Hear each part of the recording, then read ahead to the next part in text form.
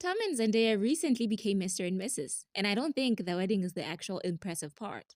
The impressive part for me is the 8 years before it, where either one of them could have walked away and didn't.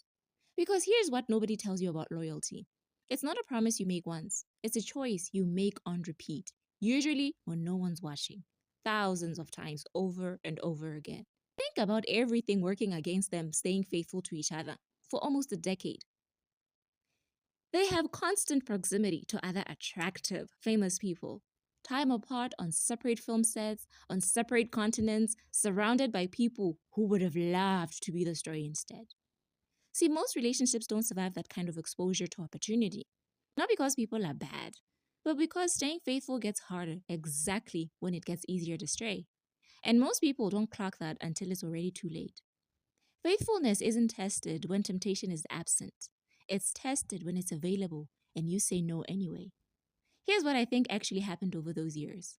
Quietly, without a headline, every single time one of them could have entertained something else, a flirtation, an escape, an easier moment with someone new, they chose the person they already had. Not once, over and over, for years, long before there was a ring, a wedding, or anyone confirming anything publicly.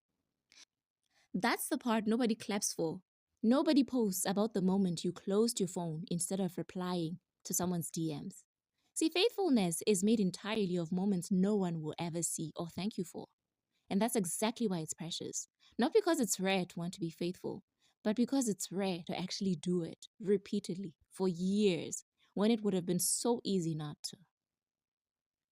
And the lesson? Don't measure loyalty by whether someone says the right vows on one big day. Measure it by what they chose on the small, boring, and glamorous days, the ones nobody's watching, because that's where faithfulness actually lives. Not in the wedding, in the thousands of ordinary days before it. Where staying was a choice, and they made it anyway. See, a ring doesn't make someone faithful. Years of choosing you when they didn't have to. That's what faithful actually looks like.